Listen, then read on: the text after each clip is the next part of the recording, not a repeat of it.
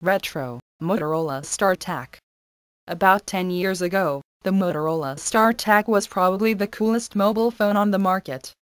In terms of size and weight, the StarTAC closely matches modern clamshell phones, and you could consider the StarTAC as perhaps being the first truly modern mobile phone. At the time of its launch, the StarTAC made a huge impact. At roughly half the weight of most competing handsets, and in a much more compact size, the StarTAC made headlines, especially in the business press, for example Business Week and Fortune magazine.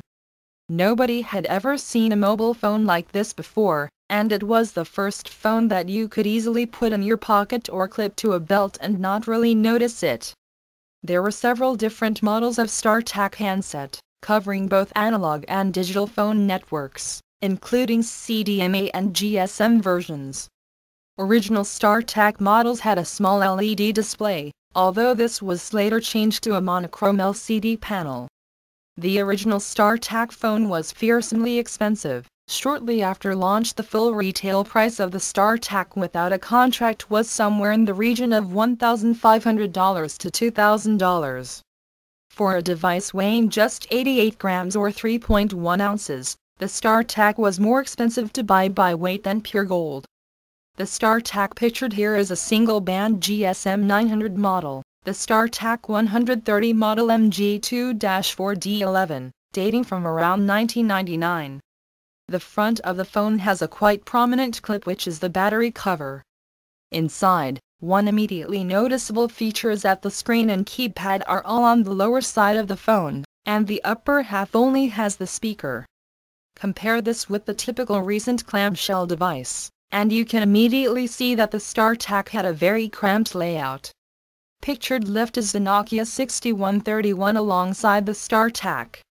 Despite the stylish black design and diminutive size, the StarTAC was not really very advanced. The StarTAC 130 could handle SMS messaging. It had a small number of mono ringtones to choose from in a basic address book. The user interface was truly horrible to use, a problem that dogged Motorola for many years afterwards. There's also an extendable antenna, which is something you never see these days. Unfortunately, this was quite prone to damage. Over the 5 years or so that the various StarTAC models were in production, very little changed in the way of looks, and Motorola didn't produce anything with this much wow factor until the Rajop came out several years later.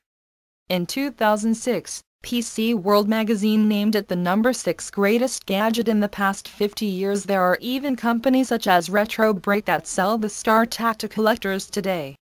We have some more pictures of the StarTAC in our gallery.